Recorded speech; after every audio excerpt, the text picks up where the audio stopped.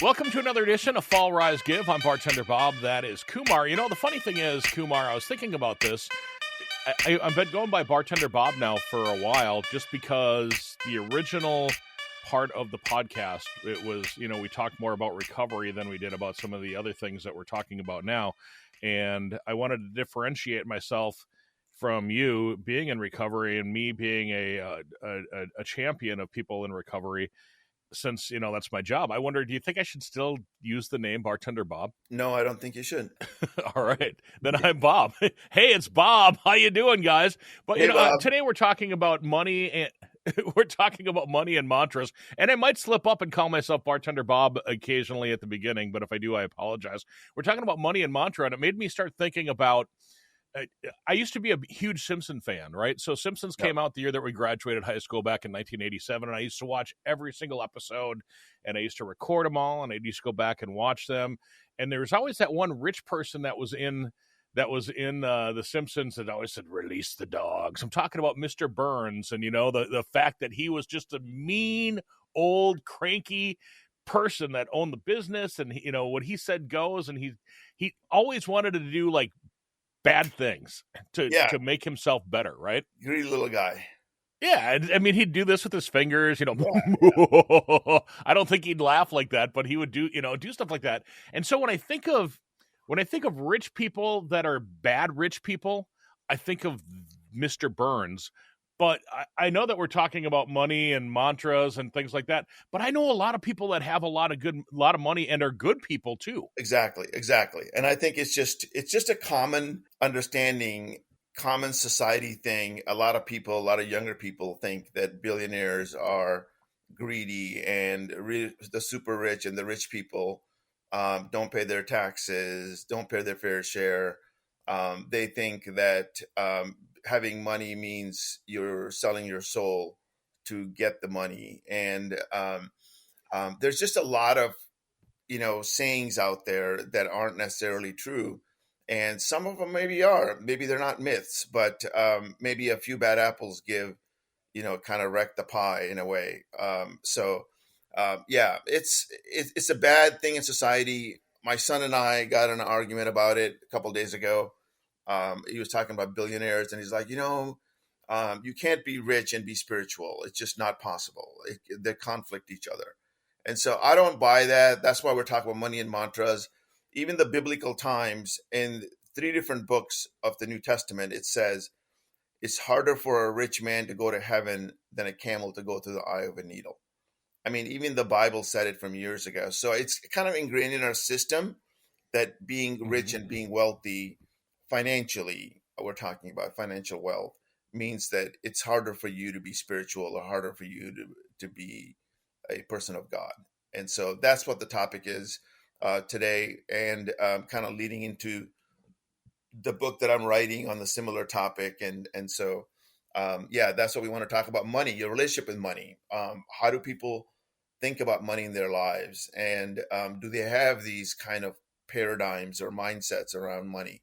So we're going to talk about that today, Bob. You brought up the word relationship with money. What is your relationship with money? Because once you tell yours, I'll tell mine. To me, money's really important. I've had a lot of fear and anxieties, as you might remember in the high school days. I lived in the crappy part of Roseville. I lived in the apartments, townhomes, by the University of Minnesota, Falcon Heights, and then I moved to over behind Old Mexico there, in close to Como Park. And we didn't have a lot of money growing up, but my parents were big savers. And I just had a lot of anxiety growing up with money. I wanted to be a millionaire because I just had a lot of insecurities. I felt money and security meant the same thing. Come to my age now, I realize that it's important to have money. It's nice to have money. You can solve a lot of problems, but it is not the end all. The key to happiness and the key to joy in my life doesn't come from money. But I know there's a huge security and anxiety thing that happens when I don't have enough. So I think there's a lot of people out there that don't have enough. They have a lot of anxieties. But once you get past a certain amount, I think in the U.S., they've done research on this for happiness and for people who make a certain amount of money. They said that people who make over $100,000 a year, I think we might have talked about this in the happiness episode. People who make over 100 grand a year, it doesn't really matter how much they make after that to be the sense of happiness and joy in their lives. It's just a basic minimum needs to be set. So my relationship is about security, and it's a tool to get me what I want. But I don't go out there and have a ton of toys or anything like that. I don't. I use money to get me what I want. I want freedom. Hmm. Freedom is a big value of mine. Security is a big value of mine. So my relationship with money is all about security and freedom. You hit the nail on the head for me as well, because for me, I've never had a job where I made a ton of money. I Yeah. was a radio personality for a lot of years, and you don't make a lot of money. You get a lot of perks and a lot of benefits and things. And then being a bartender for the last 8 years or so, you don't make a ton of money. I do okay, but for me, it is about freedom. For me, it's about being able to do the stuff that I want to do and the stuff that I enjoy doing and the stuff that I like doing. And I'm probably like your parents in this way that I'm a saver more so than a spender. I do spend. Don't get me wrong. I buy a lot of stupid stuff that I think that a lot of us in America do, and I think we talked about that in a previous episode, just about having things. I've got a lot of stuff, but I don't owe any money on it. I try to live within my means where I am able to take the money that I earn, save the money that I earn, put away some for a rainy day, also put away some for my future, so that way I don't have to work until I'm 100 years old. God willing that I live a healthy life, but I try to have a nest egg and have enough that I'm able to do the things that I want to do without having to go into debt. I don't know Yeah. if that makes any sense Yeah. or not, No, but it does. that's kind of that's how I look at it anyhow. Yeah, it makes total sense, and it's the nice way to live. And most of the things that you experience, most of the things that bring you joy or happiness don't require money.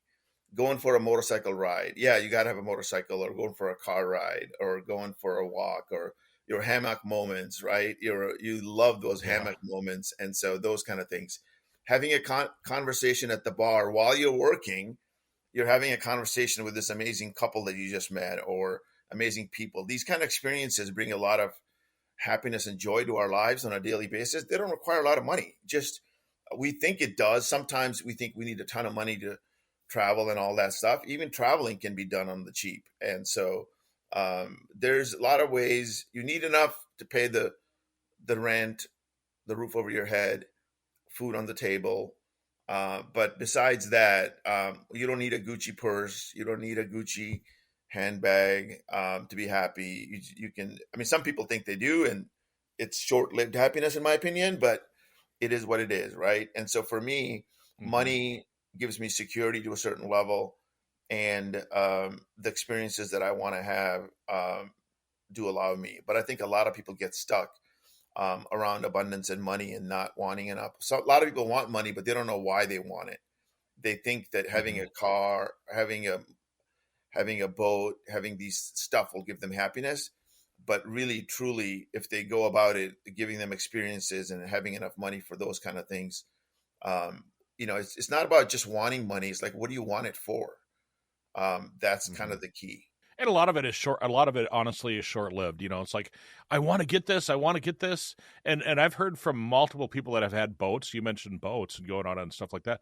I've heard people say that the two favorite days of owning a boat is the day that they bought it and the day that they got rid of it. you know, I know, right? because oh, I got a boat, yay! Oh man, it costs a lot of money to run a boat, and and then the next time is like, yay, I sold my boat, yay! Yeah, they never use it enough. They always think they're going to go out there with their Right. family and all this stuff. I got a buddy who kind of subleased a boat for a year or two, and after a while, the kids and everybody else, the nostalgia of it went away.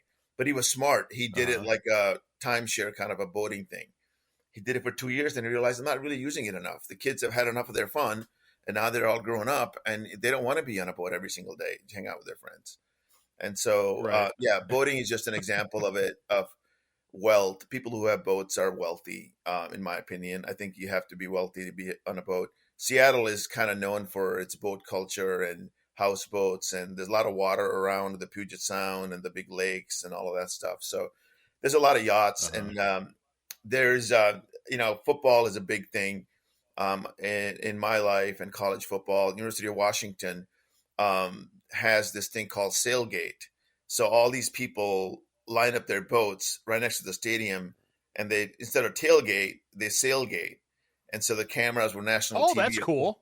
Yeah, yeah, it's right next to the water there, the lake, and the it's considered one of the most beautiful settings in college football.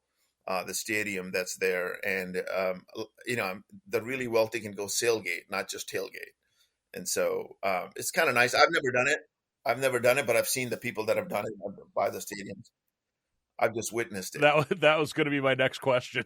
So, have you ever sailgated? No. So let's kind of have this into our topic then. So I know that you sent me an email talking about the money mantra paradox, and I'm assuming that's a book. Is that a book, or is that a thought process, or a way of life, or what is that? It's a thought process right now. The whole idea is people think that, what we've just been talking about in the intro, that having money means you're evil, or not having enough money is the key to happiness and be spiritual.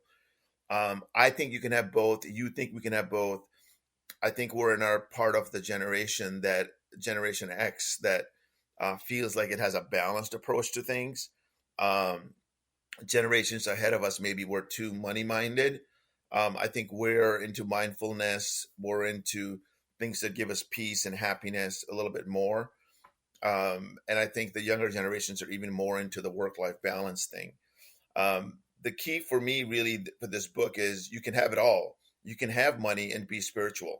There's a right way of aligning yourself. We talk a lot about the chakras. The root chakra is all about security and being grounded. So you need the basic necessities met. And then the seventh chakra is the crown chakra, where we talk about abundance, having enough to do whatever you want to do. You can have your dreams. It's just a matter of what you want for money and why do you want it. And there's countless examples of billionaires who meditate. CEO of executive of companies like Ray Dalio, and Satya Nadella and Oprah. Every morning, these folks get up, and some of them even meditate 2 hours a day in their busy lives. Can you imagine the responsibility of a billionaire running a company, and he's meditating 2 hours a day? I mean, can you imagine that? That's crazy in No, my mind. I really couldn't. I've talked about meditation a lot, and my thoughts, as I've told you before about it, is that I feel like when I'm going somewhere, if I'm on my tractor, or if I'm on a motorcycle ride, or if I'm doing different things where my mind is just kind of going off, then to me that's kind of my meditation. Or when I'm working out, to me that's meditation. So I think meditation can probably come in multiple forms for some of these people that are running big businesses. If they just take a couple of minutes for themselves, 15 minutes at a time, 8 times in a day, that's 2 hours. It's not like they're Yeah, doing it all at one time. they're doing it twice a day. This particular guy, Ray Dalio. Oh, okay. Yeah, he's the Uh-huh. CEO of Bridgewater Associate, biggest hedge fund in the world, out of the East Coast. I think he just retired or sold the firm or something. But he was doing a particular kind of meditation called transcendental meditation. There's actually a TM center Uh-huh. in St. Paul, near Grand Avenue there. I think it might even be on Grand Avenue, that I went to once. So transcendental meditation is a specific kind of meditation. There's actually a college, or Maharishi University in Iowa, believe it, of all places, that teaches TM and a whole education system around a spiritual way of getting education. But yeah, so he particularly does it that way. You're right. You can meditate in a way, but I think the kind of meditation that I'm talking about is more about starting out with a grounded walk, right? Or hammock Mm-hmm. moment, moving that to the next level, like the breathing exercises that we did. Where we breathed in through the nose, we chilled for and kept in our system for 16 seconds and exhale slowly. That is something that is what I'm talking about. Um, Okay. Incidentally, I went to a Kundalini yoga meditation event last night for 3 hours. 3 hours and six Oh, minutes. that's cool. Yeah, yeah, it was pretty intense. There's a lot of people there, probably about 40 to 50 people, doing this yoga meditation and different kind of things. And brought on by one of the biggest yoga studios in town here, and maybe more than 50 people were there. But Wow. yeah, Jill and I went there for 3 hours, and we had a big meditation experience. They had something called sound bath. Have you heard of a sound bath? You know what that is? I have not. I'm assuming, is it something where you get into it and it's quiet? Is No, it's that correct or actually no? it's the opposite. They have these gongs that they ring in all corners of the room, and it makes this kind of a. And they have these Tibetan bowls and these glass bowls that make this sound like this incredible, universal sound that kind of gets in the room. You kind of lay on your back and you kind of bathe in the sound for like 20 to 40 minutes, and it's an Oh, incredible way to wow. calm your body down. Yeah, it's pretty crazy. It's a big thing nowadays.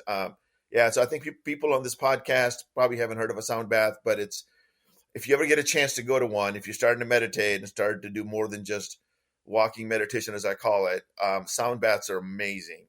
Go to a sound bath event or a yoga class or what have you. Um, pretty That sounds spiritual, cool. spiritual stuff. Yeah, years ago, about 20 years ago, when I first got into yoga and meditation, I actually bought one of these Tibetan bowls, and the kids were little at the time. And I would bring these. I had a little thing that I would spin it around and then make the sound, and the whole house would make the sound. Nowadays, you can just type in a sound bowl or a sound bath and on YouTube and listen to it yourself. It's you can actually get that same experience by putting on the speakers in your house. But yeah, um, sound and vibrations. The universal symbol for God in Hindu culture is Om. In Christianity, is Amen, which is very similar. People have done studies on the I forgot what it's called, but universal symbols of God, and Om is a big piece, and so that sound is similar to the Om kind of sound. So I'm not trying to get too spiritual here, but it's that sound bath kind of a thing. Is it like Ohm's law? Because I remember taking some or hearing about that when I was in electronics or electricity back in high school. Ohm's law. No, Anyway, no, I'm sorry. I digress. you digress. That's all right. You're here for a purpose. Your I, purpose is to uh, make the crazy Kumar sound more normal to the to the audience, to make it sound like, hey, a Midwesterner can learn about Om sound and yoga and still be a normal human being and still have friends in the middle of right. Wisconsin, right? So that's what you're here for. Exactly. I was also thinking that you could probably ask Alexa to play, to play the bowls. Yeah, yeah, yeah, yeah. Sound bath. I would just take the word She sound. probably will, and she probably would. I Yeah, didn't want to say it. I didn't want to say actually that because I didn't want people that are listening to this all of a sudden have ooh that's exactly what you playing do. in That's the exactly it. background. That's exactly what it sounds like. And then this woman got on there yesterday and she did the chakra opening and she did it exactly. And so the way I want to do it with the words that we use, like being grounded and feeling secure and desire and pleasure for the sacral chakra. And she went through this for the next 11, 12, 15 minutes, through the chakras and opening them up with the sound bath going at the same time. And she had this soothing voice, and I'd like to have her on the show at one point, with the guided meditation from her studio. And so it was incredible, man. That chakra meditation that they did last night to open up the chakras was exactly the way I would want it to be, knowing what I know about the chakras. It was very aligning Uh-huh. to the soul. I think you're blessed that you live in a bigger community like that. That you live in Seattle where you're able to do things like that. Living in Ferryville where we have 191 people, I'm guessing that I'm not gonna find any Kundalini yoga going on anywhere near here. No, Maybe no, you're Lacrosse, not. maybe Rochester, maybe Minneapolis, but that might be But maybe that's YouTube, probably the closest. maybe YouTube, Yeah, right? that's true.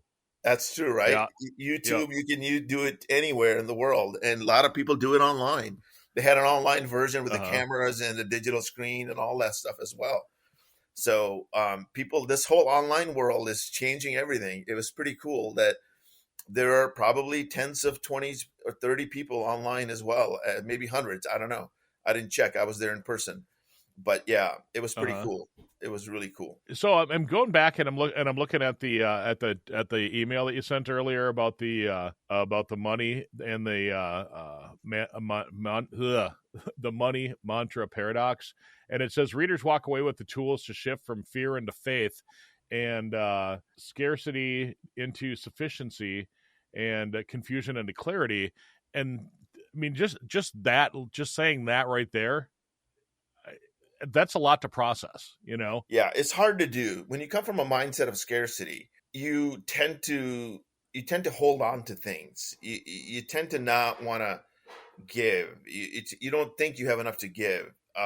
You hold on to things, and maybe you can get a certain amount of wealth from scarcity mindset. A lot of people who are stingy can accumulate wealth that way, but a lot of the wealth that's created, the generational wealth a lot of people create, is by creating and utilizing and giving a service or a product to other people. And that service or Mm-hmm. product comes from a attitude and purpose of giving a service or a product to make the world a better place. It's aligning with the universal laws of success, of abundance attitude, gratitude, having a sense of purpose, having the right level of communicating your message, which is the fifth chakra, having the confidence ability, the solar plexus chakra, ability to be able to go out and be confident to start a business of your own, giving a service. And so having the desire, the sacral chakra. So alignment of the chakras and what we talk about in our book and in our podcast, that's the way to remove the scarcity mindset. And if you're grateful, we talk about gratitude again. We talked about it in the last episode.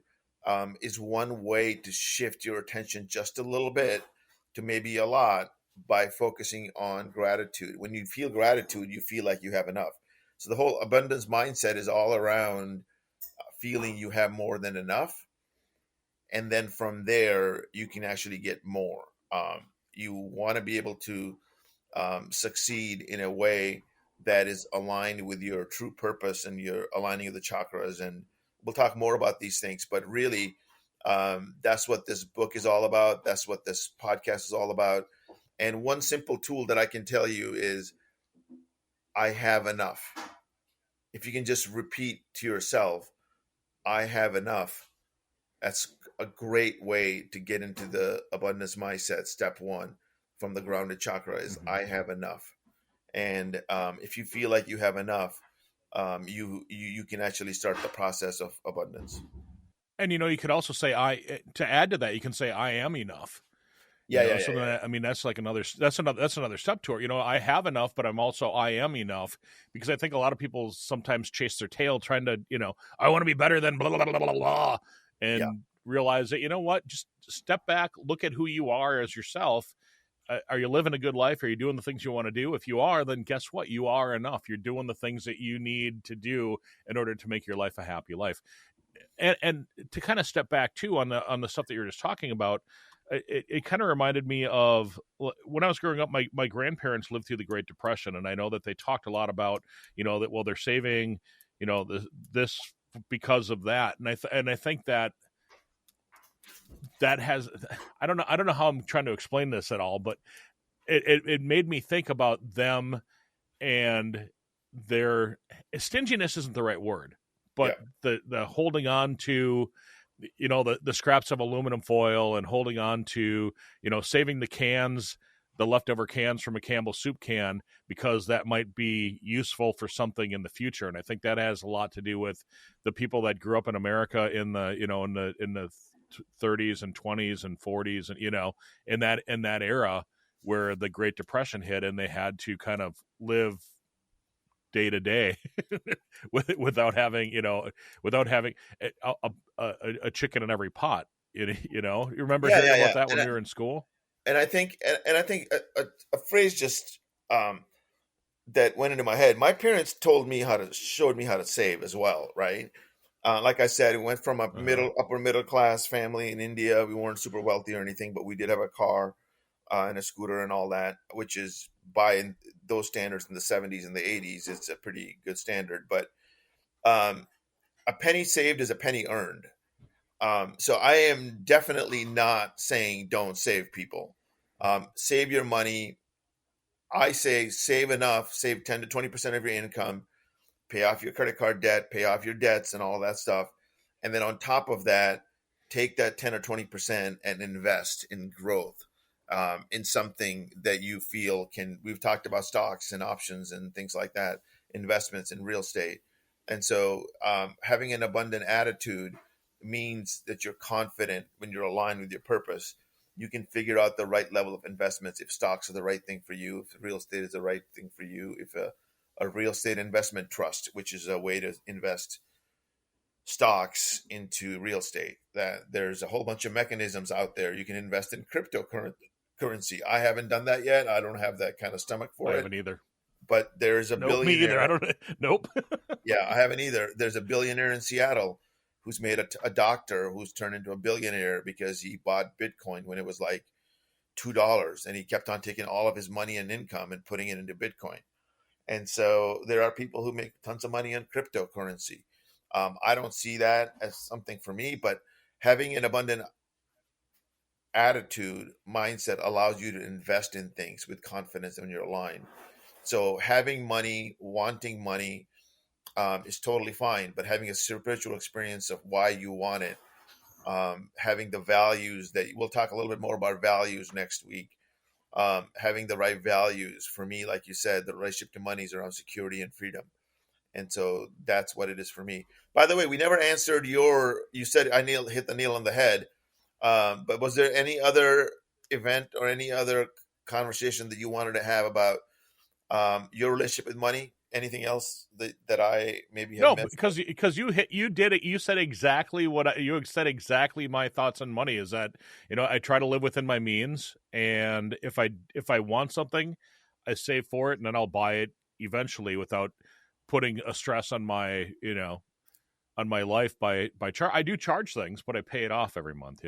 Yeah, yeah, yeah. That's great. That's the way to use credit. It's um that's a wonderful way of doing it. I'm not So always really good at can I? that stuff. Yeah, My dad told me, you said the penny saved is a penny earned. My dad always said that those that understand interest make it, those that don't understand interest pay it. And that kind of stuck in my head yeah, for all yeah, these years. And so I've always thought, the only interest I pay is on my house. I pay yeah. interest on the house, and Um, when I get a new vehicle, that's yeah, about it. yeah. And some of us who understand investments invest it, and may have a little bit of credit card debt here and there, but make money investments too, right? And so for me, Oh, absolutely. I am all about high growth and high risk at this stage. Even at this stage of life, I invest in things that are a little bit on the risky, on the tech side of things. And I've been lucky and or blessed to be able to have those kind of investments that have done really well, not only this year but in the last decade or so. So that's one way. Those who understand investments tend to also invest more, and that's Mhm. what I think is investing in yourself first, having the abundance mindset, having alignment of why you want certain things, security, root chakra, all the way up to abundance with the crown chakra, desire, second chakra, following your intuition, the sixth chakra, kind of balancing out from the top to the bottom. Third chakra, having the confidence and the power to be able to make a decision, take action on it, doing it in the right way, in the right compassionate way with your heart, communicating things out properly with other people. Influencing others is a great way to make money. I'm not talking about being an influencer. I'm talking about in sales, having the communication skills, being an executive, able to communicate your thoughts. All of those things require the throat chakra. And so I just walked you through all the chakras in a second, but how aligning to your purpose really can. Money and mantra. So we said today, well, I wanted to add, I have enough. Like you said, I am enough. And the third one I think is a really tough one for a lot of people is I am worthy. I'm worthy to receive wealth and prosperity. A lot of people don't necessarily feel the self-worth or the worthiness that they deserve to have a lot of abundance. I think that's a big mindset shift that we need to be able to make. I have enough, I am enough, and I am worthy are probably the three things that you want to take away from today's podcast. Thank you for joining us on this episode of Fall, Rise, Give, where we explore stories of resilience, growth, and giving back. If you enjoyed today's episode, please visit our website at www.fallrisegive.com. Also, consider subscribing to our podcast on your favorite platform and leaving us a review. Your feedback helps us to continue to bring you inspiring stories. Stay tuned for our next episode, and remember, every fall is a chance to rise, and every rise is an opportunity to give. Until next time, keep falling, rising, and giving. This is Fall, Rise, Give, produced by podcastforhire.com. Thank you for listening.